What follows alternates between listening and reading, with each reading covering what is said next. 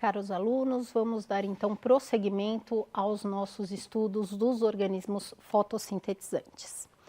Enfocando novamente as embriófitas, mais especificamente as traqueófitas. Bom, esse grupo é um grupo bastante abundante, né? Então são cerca de 93% das plantas terrestres. E a grande novidade é que eles têm tecidos vasculares para o transporte de substâncias. Xilema, que transporta principalmente água e sais minerais, e o floema, que transporta os produtos da fotossíntese para as demais regiões, além da folha, na planta. Possuem raízes verdadeiras e a grande novidade aqui no ciclo reprodutivo, a fase dominante é o esporófito. Então, no caso do musgo, quando eu vi aquele tapetinho verde, era um gametófito. Agora não. Então, quando eu estou olhando uma samambaia, quando eu estou olhando um pinheiro, quando eu estou olhando uma árvore frutífera, o que eu estou vendo é o esporófito, que é a fase dominante. Outra importante novidade é que nós temos folhas produtoras de esporos, né? O que é uma adaptação interessante que vai evoluindo, vão acontecendo vários processos de seleção e acaba culminando lá no aparecimento das flores. Então essas folhas são chamadas de esporófilos. Bom, então vamos estudar os primeiros grupos aí que se diferenciaram dentro de Pteridófita. Então a gente vai estudar licófitas e monilófitas. Bom, então o primeiro grupo aí que a gente vai estudar são as licófitas, no qual estão contidos os licopódios e as selaginelas. Então, aqui como eu falei para vocês, o esporófilo, aquelas folhas modificadas, elas estão arranjadas na forma de estróbilo, né? Que a gente pode ver aqui na porção apical da estrutura dessas plantas. As monilófitas, elas são um grupo bem mais diversificado, né? Então, lá no cantinho superior a gente pode ver uma samambaia, aqui a gente pode ver a venca, cavalinha e o psilótum. Lá no cantinho a gente tem uma estrutura que chama báculo, que muitas pessoas acham que é a estrutura reprodutiva das samambaias, mas na verdade ela não é. É uma estrutura que está relacionada com o desenvolvimento foliar, é um crescimento vegetativo. As estruturas relacionadas com a reprodução nas samambaias, na verdade, são os soros, né? Então, na samambaia, o esporófilo, ele está organizado na forma de soros, que são aqueles pontinhos pretos que ficam embaixo da folha. Nesse grupo, também existem representantes que têm estróbilos, como é o caso da cavalinha. Uma coisa que eu queria chamar a atenção é que de dentro aqui dos soros saem sempre esporos que são idênticos entre si. É o que a gente chama de homosporia. Então, esporos semelhantes. Isso é importante porque a partir do próximo grupo que a gente vai estudar, existe a heterosporia, que são esporos diferentes, e isso também tem uma importância muito grande em termos evolutivos. Bom, e qual que é a importância desse grupo? Né? Então, principalmente se a gente for pensar no período geológico do Devoniano, final do Devoniano, comecinho do Carbonífero, essas plantas é as que formavam as grandes florestas primitivas, né? Essas plantas e os representantes que já são fósseis. Nesse período existe um aumento enorme da taxa de fotossíntese, né? Com essa conquista do ambiente terrestre. Então, o consumo de O2 cresceu muito. A estimativa é que a quantidade de CO2 na atmosfera tenha caído da ordem de 5 vezes. E isso causou, então, uma diminuição no efeito estufa da Terra, né? Então, naquela proteção contra a perda de calor. Então, aí a gente teve uma era glacial muito forte no nosso planeta. Essas plantas também formaram grandes depósitos de carbono, de carvão, que é composto pelo elemento carbono em grande parte, e que foi importantíssimo na Revolução Industrial, né, nesse momento importante para a humanidade. Atualmente, elas têm um papel ecológico bastante importante, são muito usadas como plantas ornamentais e algumas delas, como a cavalinha que eu apresentei há pouco, também são muito utilizadas para fins medicinais.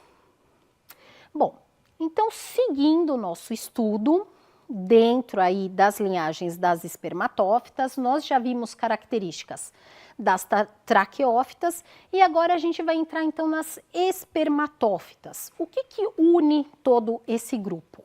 É a presença de semente. A semente é uma grande novidade evolutiva.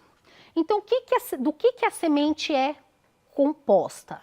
Primeiramente do embrião, né, que a gente viu lá, que desde as embriófitas, o embrião é retido no corpo, né, da planta-mãe.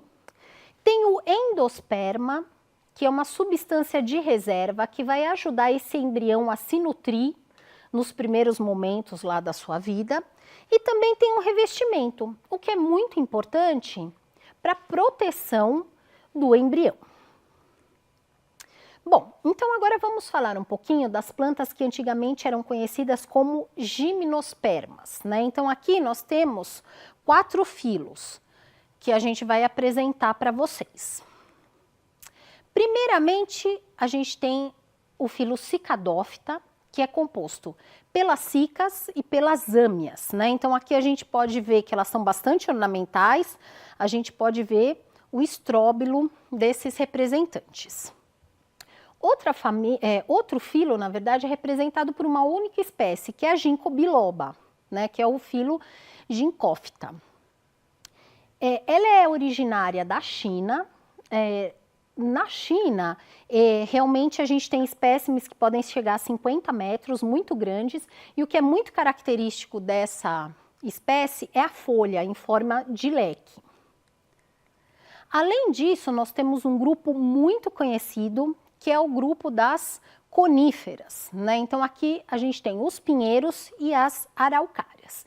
Então lá na pontinha a gente tem uma foto do pinheiro do Paraná, da araucária, que é muito típica aqui do sul do nosso país, né? Então aqui nós podemos ver o estróbilo feminino já maduro, e o que a gente está observando aqui é o pinhão. Ah, então peraí, então quer dizer que o pinhão não é fruto? Não, o pinhão na verdade é uma semente de gimnosperma. O que significa gimnosperma? Semente nua, então não tem um fruto revestindo essa semente. Aqui embaixo nós temos um detalhe, então nós temos um estróbilo feminino e um estróbilo masculino.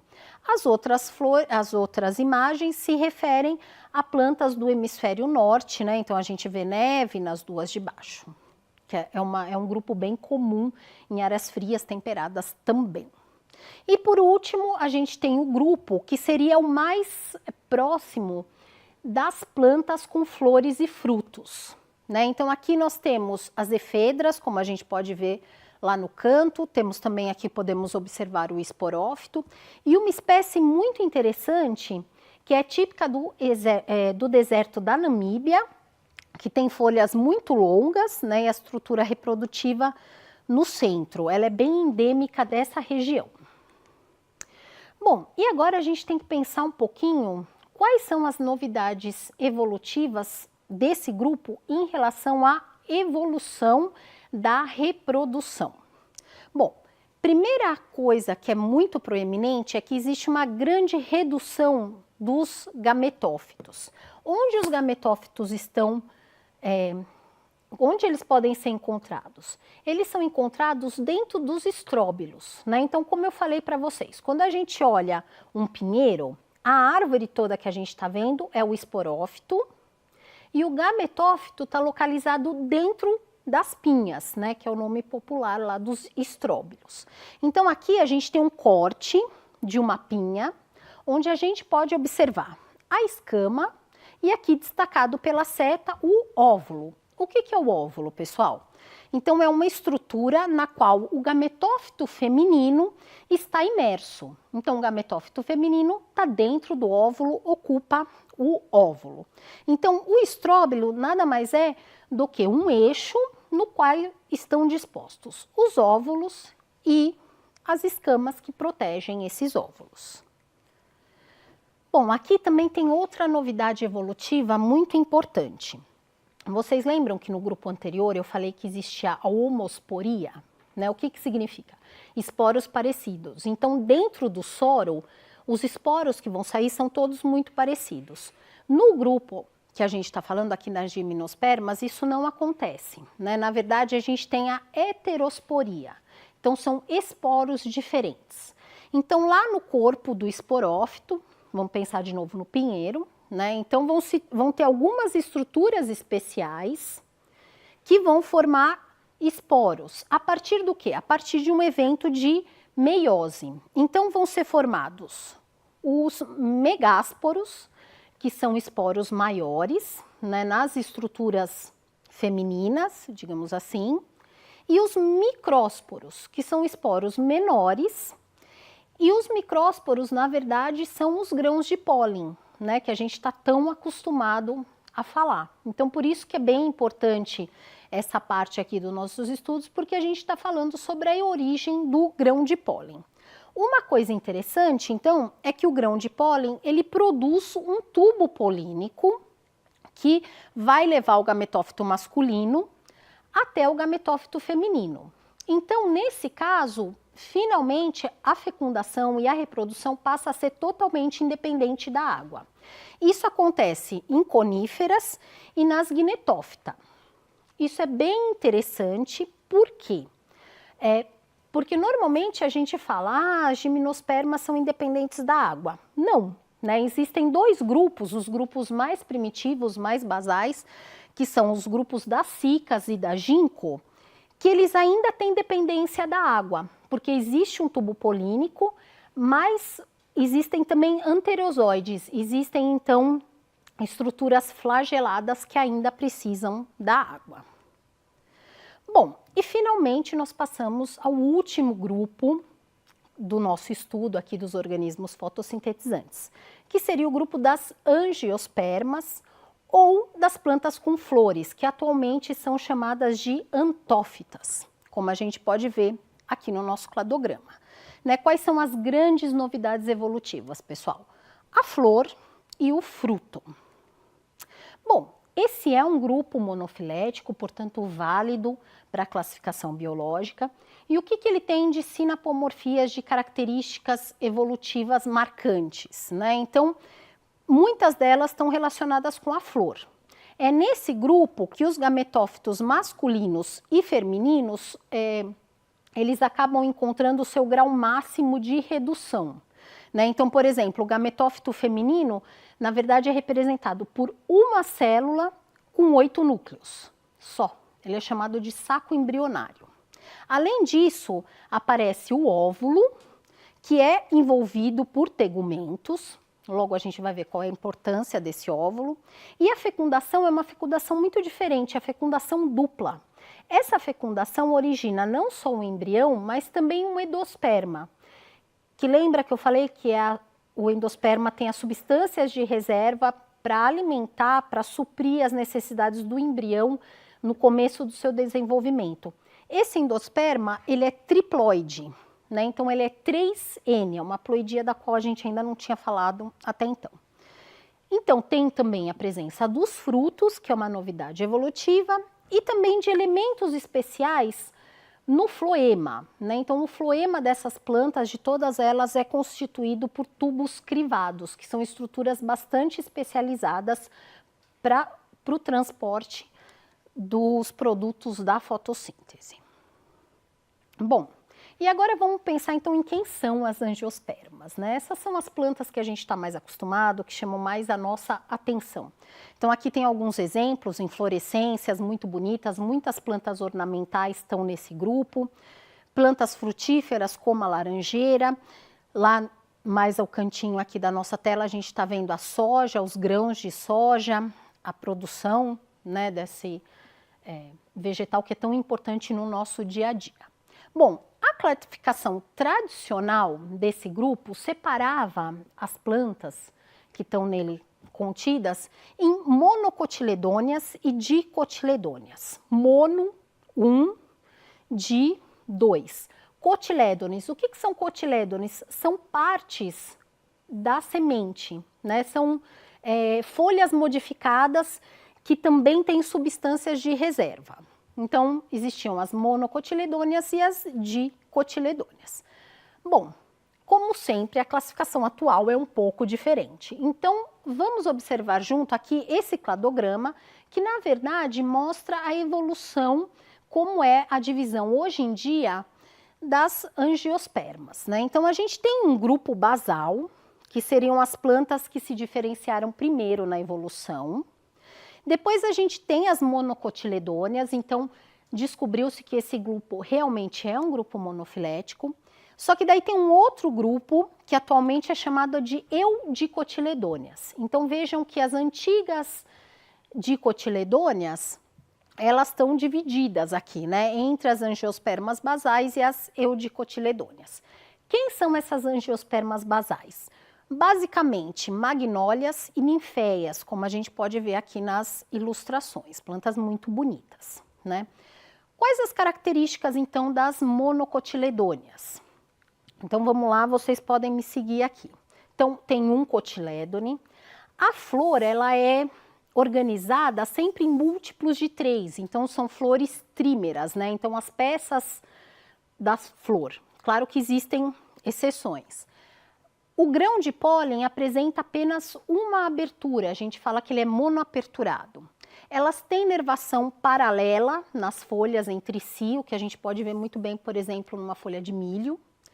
E os feixes vasculares, quando observados em cortes ao microscópio, eles aparecem de forma dispersa no caule. Então aqui a gente tem exemplos de duas famílias bem importantes, a gente tem as orquídeas, que são monocotiledôneas, e a gente tem também as gramíneas, né? Então a gente tem o bambu, a cevada, a aveia e o milho. Agora alguns grupos de eudicotiledôneas. Quais são as suas características? Então vamos seguir aqui comigo. 2 cotilédones, as flores são tetrâmeras ou pentâmeras, o pólen tem 3 aberturas e as nervuras são em formas de rede. Né? Se a gente observar o caule, os feixes vasculares estão dispostos na forma de anel. Então aqui a gente tem exemplo da família Rosidae, onde a gente pode ver o feijão, a goiabeira, a macieira e também uma outra família bem importante, né? Um grupo na verdade, que a gente pode chamar de asterídeas, a gente tem a batata, o hortelã e a gente tem o girassol. Quando a gente olha para o girassol, a gente fala, que flor bonita. Na verdade, o girassol não é uma flor, ele é uma inflorescência formada por várias flores muito especializadas. Esse tipo de inflorescência chama capítulo.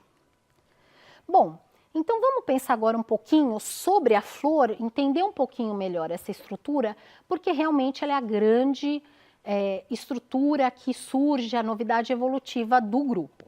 Então, a flor nada mais é que um eixo caulinar modificado que apresenta óvulos e ovário. Bom, da onde surgem as sementes? Então, a gente tem que o ovário dá origem ao fruto, né, que é uma grande novidade aí nessa linhagem, e os óvulos dão origem às sementes.